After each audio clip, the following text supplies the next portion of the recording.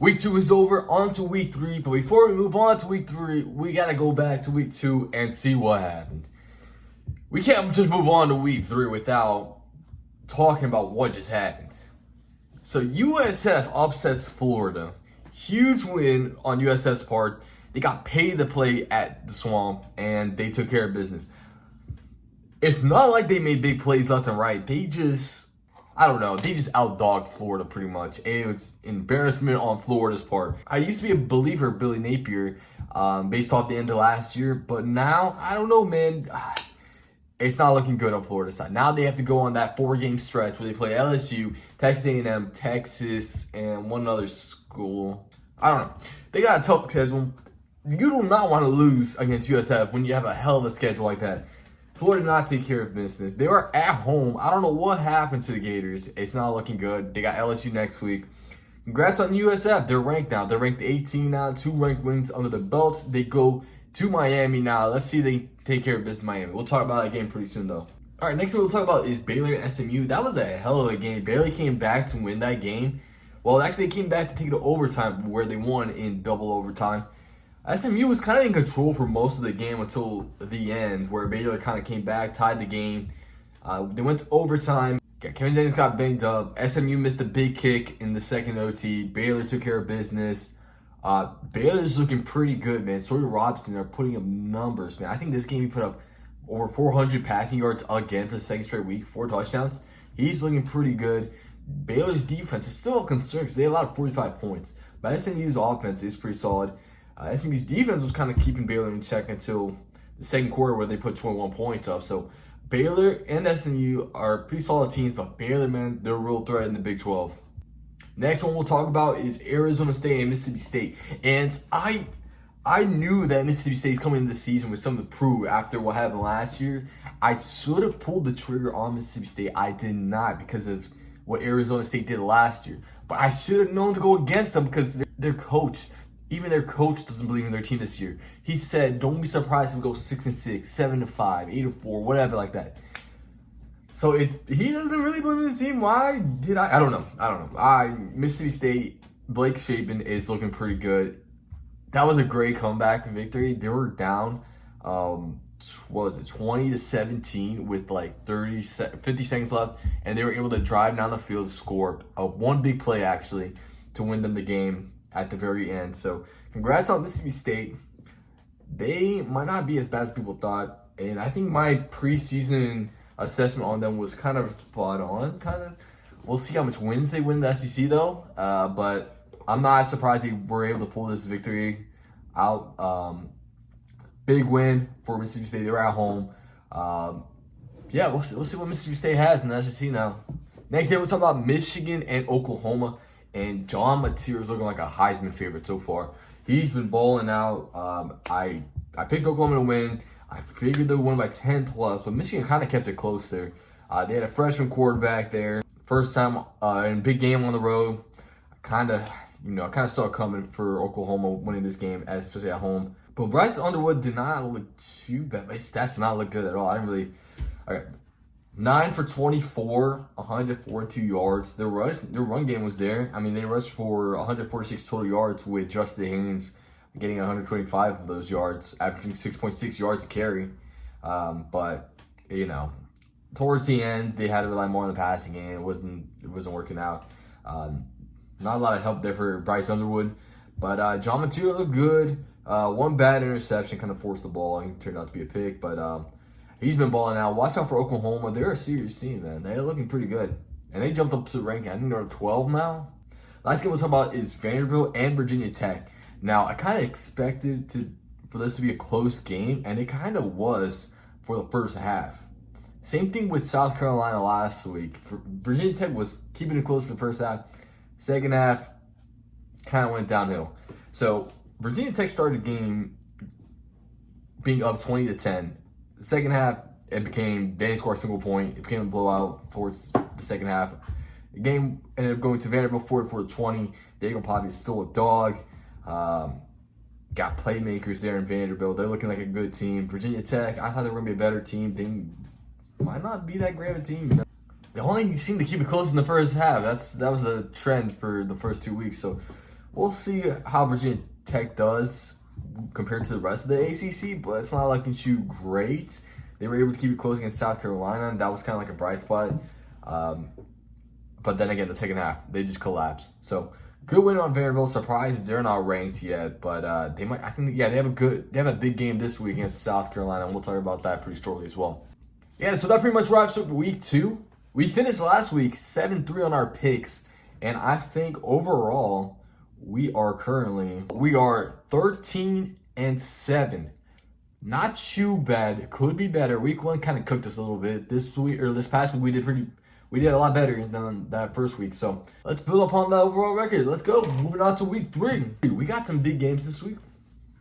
As per usual, every week got some big games. But here are the 10 games we're going to talk about. First off, we'll start off with the Friday night game in Colorado at Houston. I think this is going to be a great game. I predicted Houston to be a dark horse to win the Big 12. They're looking like a really good team so far. I like that prediction so far. I think Colorado's going to be one of the first tests to see how they are. Houston is at home. Colorado's a pretty solid team. Houston does have Connor Wegman. He's been pretty solid so far. Colorado has an explosive quarterback in Caden Salters. And they also have that freshman quarterback in Julian Lewis as well. 2 good options at quarterback. Houston has a pretty good defense. I like what they're doing there. And they kind of have that solid offense there with Connor Wegman. Houston's at home favorite by 4.5. I expect this game to be a close one. It's going to be tough to contain Colorado's offense. They were pretty competitive with Georgia Tech. So I think that goes to show this Colorado team is actually a pretty solid team. Houston, though, I'm going to trust in their defense. I'm going to stick with my prediction of them being a dark horse. I think they're going to pull this one off. They are at home. But I think this game's going to be close. I think 4.5 is a bit too much here versus Colorado. Because Colorado can put points on the board. But we'll see how Houston is able to contain that offense. I don't know if Colorado's be able to slow down Houston's offense, so that's why I'm kind of leaning Houston, but I'm expecting a close one here. So I'm gonna go with Houston to win this game, but I expect Colorado to keep it closer than that 4.5 spread there for Houston. Also, just a little sidetrack. My playoff prediction is looking awful, by the way, because of one team, freaking Kansas State. Kansas State is 1-2 right now. This is completely off track, but still, this is my little rant. They lost to Iowa State. Okay, that's fine. Iowa State's a solid team. Then they almost lose to North Dakota. Not the good one. Not the good FCS dynasty. No, the other one. Not good. They lost to Army this week. They lost to Army this past week. And now they're underdogs against Arizona, one of the bottom feeders of the Big 12. Or the projected bottom feeder of the Big 12. What is going on in Kansas State, man? I don't even know. They not looking good at all. So that's real my prediction. That looks awful, you know. I mean, I am horrible in picking Big 12 games or teams, so don't listen to me in Big 12 teams, because last year who did I pick? UCF to win the Big 12, and they were one of the bottom teams. My supposed college football expert picked Oklahoma State to win the whole thing, or the Big 12, I mean. Last place, they didn't even win a single conference game. What is going on in the Big 12? This conference is unpredictable. You saw what happened with Arizona State. They're probably not going to win the whole thing. Baylor's looking awesome, though, so watch out for Baylor. But that concludes my rant. What the frick is going on in Kansas State? Next game. We got Clemson at Georgia Tech. Now, Georgia Tech is my dark horse for the ACC. They're looking really good. Clemson survived against Troy. What the heck happened last week? They were losing pretty convincingly to Troy, and they had to come back to win that game. It was kind of strange, uncharacteristic. I have Clemson winning the whole thing. What is going on in college football? That's why we love the sport so much. I have Clemson winning the whole thing, and they're struggling against Troy. I don't know what happened in that game. I think Clemson got to figure something out. I mean, Clemson's on the road against Georgia Tech. Georgia Tech's a tough team. Clemson's only favored by 4.5. I mean, you don't want to play around against Georgia Tech or else you're going to get upset. So, I mean, I'm going to go with Clemson just to kind of keep my playoff prediction alive. But don't be surprised if Georgia Tech pulls this off. Hines King, Jamal Haynes, really killer on the ground game. Clemson got to figure out some sort of running game there. I mean, I think they're struggling with the running game. I think that's one of their biggest issues. And another issue that was kind of shown to the nation in that LSU game was the lack of wide receivers. But their two top receivers are pretty good. Other than that, not so much. So I guess we'll see what happens. Cade Klubnik got to figure it out. I mean, I'm going to go with Clemson to figure it out, but I would not be surprised if Georgia Tech pulls off an upset here based on how Clemson was looking the last 2 weeks. So, rightfully so, Clemson's only favored by 4.5, but I'm leaning Clemson in this one. I'm going to trust in their defense, figure it out, and their offense. Okay, Clemson's defense has to figure it out. They were projected to be one of the best defenses in the nation, not looking like it. Their offense is also pretty, it's struggling pretty bad as well. So, Clemson has the team that's figured out. Come on, Dabble Sweeney. Come on, Patriot to win the whole thing. Next game, we're going with Georgia at Tennessee. Now, Tennessee, I was projecting to be like a mid-tier SEC team because I was unsure about the quarterback. But man, he's kind of been proving me wrong. He's been balling out. He's playing really good. So far, he's thrown for 535 yards, 5 touchdowns. They've been running up the score against the teams they've playing. Granted, not very good teams. Put up 72 points last week, so their offense might not be as much of a concern, but it's going to be the first real test against a tough Georgia team. I mean, Georgia hasn't really been tested either. Well, they played Marshall and Austin Peay. So they started to run out the score against Austin Peay when he put up 28 points. So is the offense all right? I mean, I'm going to trust in my preseason projection of Georgia where, they have transfer wide receivers coming in, and that should be a big help for Gunnar Stockton. But we'll see by how much. Is defense still good? Yeah, I think so. Will they be able to contain Tennessee's offense? We'll see. I mean, Tennessee's defense is no joke either. So this is an interesting matchup. Initially, I am leaning towards Georgia because it's hard to gauge where these teams are at. Georgia's only favored by 3.5 here on the road because of the teams they play the first 2 weeks. So I'm kind of relying on my preseason analysis on both these teams, where I'm expecting Georgia's offense to be pretty good based on the improvement on wide receivers. Tennessee, I'm still unsure about their quarterback. This will be a first test. If he plays well here, then their offense, Tennessee could be a real threat. But I got to see it first. So I was kind of leaning Georgia. But man, Tennessee at home, that's in Knoxville, that's a tough team to play. Something is leaning me to pick Tennessee here to upset Georgia. Their offense is looking pretty good so far. Should I trust them to stay consistent against Georgia? I don't know, man. Kirby Smart gets these boys going. But I would not be surprised if Tennessee pulls it off. Their defense is still solid. Gunnar Stockton, he's not no superstar. Maybe, I don't know. I don't think he's no superstar. Quarterback in Tennessee, is he superstar? I don't know. I mean, that's the thing. A lot of unknowns here, man. But at least Gunnar Stockton kind of played in playoffs pretty solid. Lost to Notre Dame, though. Another good defense here in Tennessee. In Knoxville, I'm going to go with Tennessee with the upset. I don't know why. It's just a feeling. It's just the aura I'm feeling in Tennessee right now. Georgia, I still think they'll be a good team. But I don't know, man. It's a really good matchup here. I'm expecting this one to be close. I'm going to go with Tennessee here with the upset. Next thing we'll talk about is Pittsburgh at West Virginia. And surprisingly, maybe not surprisingly. Initially, I saw the spread as Pittsburgh minus 2.5. But now I think it went up to 5.5. But I'm surprised the spread is still that low because I'm pretty high on Pitt. Not so much on West Virginia. West Virginia is coming off a loss against Ohio. So this might be a trap game. I mean, West Virginia is at home. Pittsburgh is kind of coming in the season with some hype in the ACC. A lot of people are expecting them to actually be a solid ACC team. They got a pretty solid quarterback in Eli Holstein, who's thrown for 8 touchdowns so far.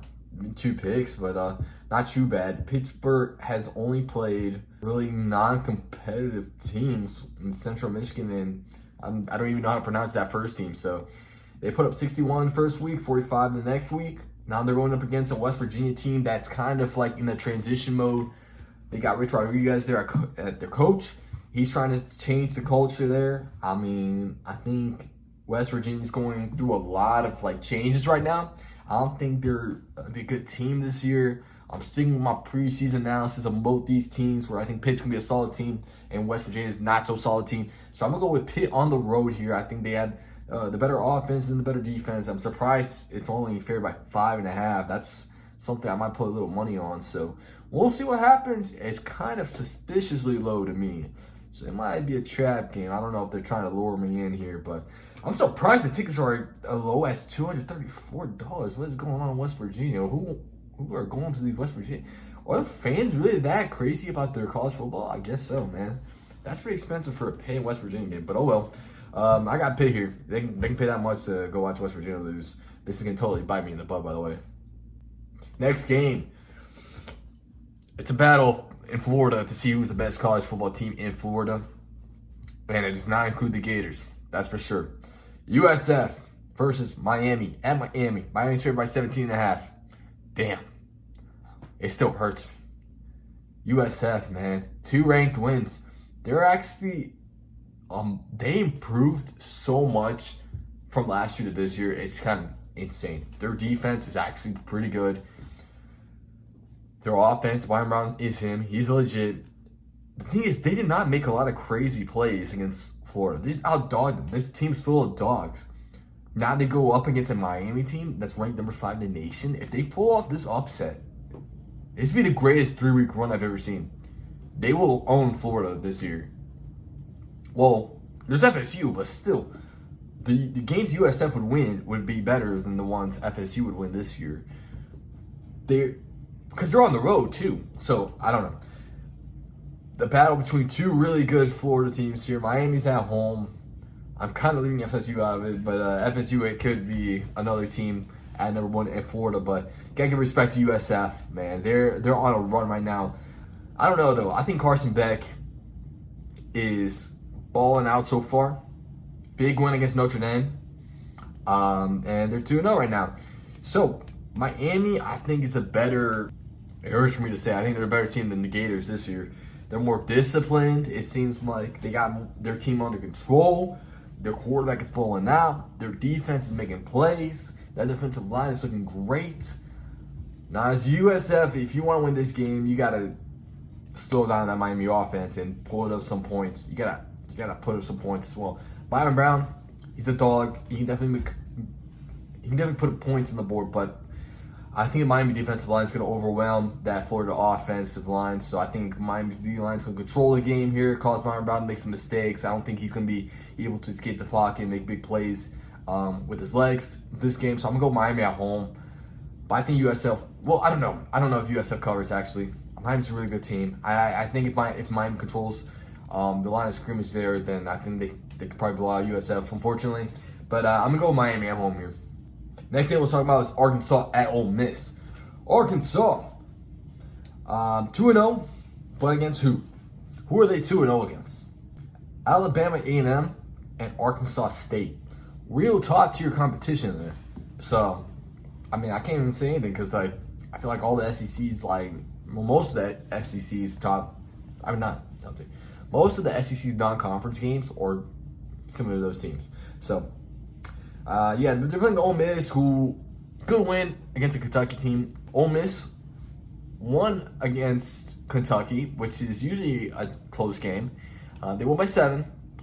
Austin Simmons threw 2 picks, so that might be a sign of concern there. But they're versus another low-tier SEC school here in Arkansas. The key to victory for Ole Miss, contain Taylor Green. They're able to do that. I think they have a good chance of winning. And the limited turnovers on offense, because Austin Smith had 2 picks last week. Not good. So you want to see your quarterback do better. But I think Ole Miss at home, they should take care of business. Again, they're here favored by 9.5. I think they cover that spread. As long as they were able to contain Taylor Green and limit turnovers from Austin Simmons. But the running back in Lacey is looking pretty solid too. I think they'll be able to run on to Arkansas. I don't think their defense is anything special. So I got Ole Miss here at home. Florida at LSU. LSU's favored by 9.5. Very interesting game here. Big spread there. Florida's coming into Death Valley. I mean, LSU looked pretty good the first week. Not so good the second week. I was going to say Garrett Nussmeier was on one, but then his stats from last week does not look very good. It didn't seem like he played very well. And looking at Clemson struggling against Troy, how good of a win against Clemson is that? Well, I guess we'll see. Is LSU rightfully the number 3 team in the nation? I guess so. We'll find out. I think this game is definitely going to be closer than the 9.5 point spread. Well, Florida has a lot of talent on the team. They just got to figure their stuff out, man. But on the road against Death Valley, that's a lot to ask for. LSU is looking pretty good defensively.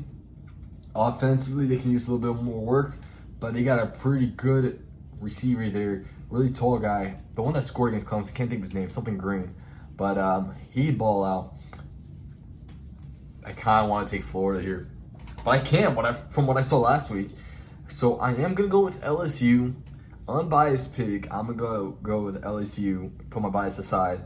Because Florida has not shown me that they're good enough to be an LSU team that has improved defensively. And their offense is not too bad. Last week they didn't show me that they were elite. So hopefully this week they'll Gary Nussmeier can figure stuff out. But they are at home. I don't know if Florida can take care of business here, if they can't take care of USF at home. But I wouldn't be surprised if Florida comes out here to play, kind of save their season here. They need to win one of these next 4 games because the next 4 games can be tough. Everyone will be talking about that schedule. So, actually, screw it. I'm going with my bias pick. Give me Florida to win at Death Valley. DJ Lagway, he's going to step up. It's a big game here. What is he, like 7-2 in games he starts?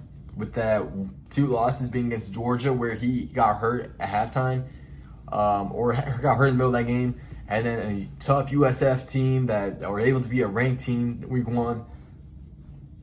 I'm going to go with Florida to win this. They're going to come into Death Valley. DJ Lagway's going to ball out. Billy Napier is going to figure something out with this team. Their defense is going to not be sharp and soft like they were last week. So I'm going to go with Florida. I'm going with Florida. I'm just going to go with Florida just because I can't handle another loss here, man. I can't. I'm going with Florida. Give me Florida. Texas A&M at Notre Dame. Very good game here. This is Notre Dame's second game of the season. Texas A&M is 2-0. Spread is Notre Dame by 6.5. Now, against Miami, they refused to hand the ball off to Jeremiah Smith. I don't know why. Or not Jeremiah Smith, Jeremiah Love. They refused to give the ball to Jeremiah Love. He only got like 10 rushes that game. Very weird behavior there by Notre Dame. If he had more touch today, I think they might have actually won that game.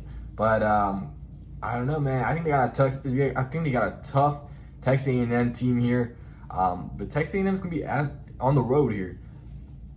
Notre Dame would be the good pick here. CJ Carr threw a lot of screens.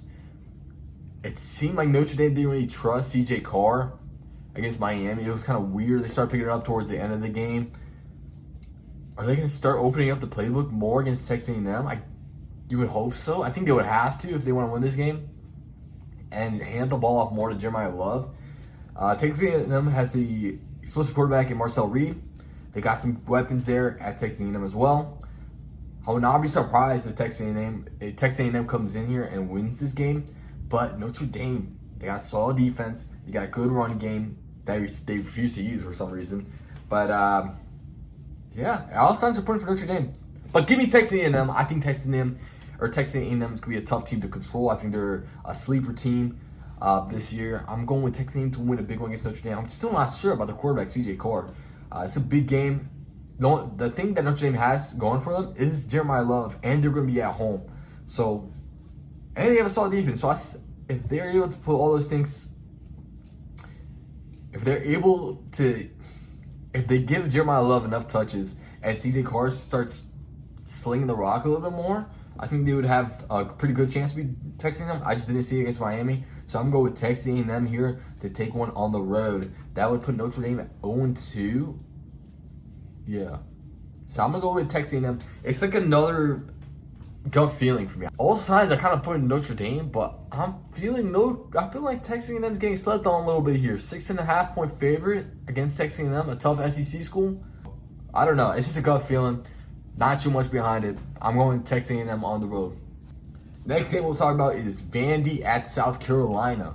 Pretty good win last week against Virginia Tech. Virginia Tech team that was winning the first half and then collapsed the second half. I think they put a better showing than South Carolina did. So both these teams kind of played Virginia Tech. You kind of gauge. South Carolina's at home. They're favored by 5.5. South Carolina's a tough place to play as well. Vandy's going to come into their house, and we'll see what they're about. But I think South Carolina is going to be a team that's going to be too much for Vanderbilt, actually. So South Carolina has a really good quarterback in Sellers and a really good defensive end there in Dylan Stewart.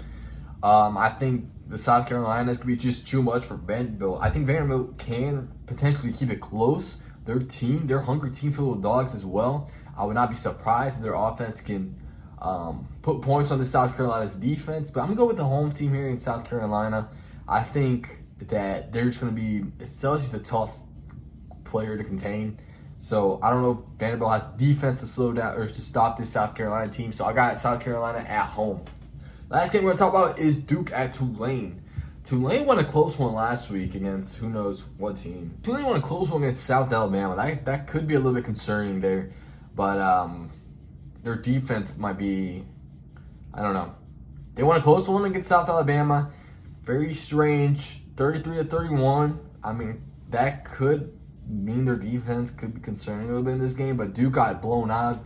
Illinois put belt to ass that game last week. So Duke, man, you got to figure out something offensively. I know at least Tulane can put up points. Their quarterback in Jake Retzlaff, he's been pretty solid. Duke has Mensa, former Tulane quarterback. So that's an interesting kind of storyline with this game. We'll see how both these quarterbacks play. Two Tulane quarterbacks, or at least one former Tulane quarterback in this game. So interesting to see. Tulane will be at home. They're favored by 2.5. I think Tulane is the rival favorite. I think Duke can keep it close, but I think Tulane will be the better team here.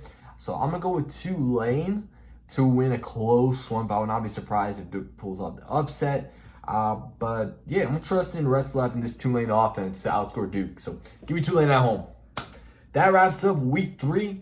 Those are the 10 games I'm going with. Those are my week 3 picks. Thank you guys for watching. Let me know down below if you agree or disagree with any of those picks. Let me know what are your picks. If you're interested, join our ESPN college football pick'ems in the ESPN app and see how you do against me and some of the other guys. So if you enjoyed the video, make sure to give us a like. Subscribe to the channel for more content. We shall have our info picks video up shortly. And thank you guys for watching. We'll catch you guys later.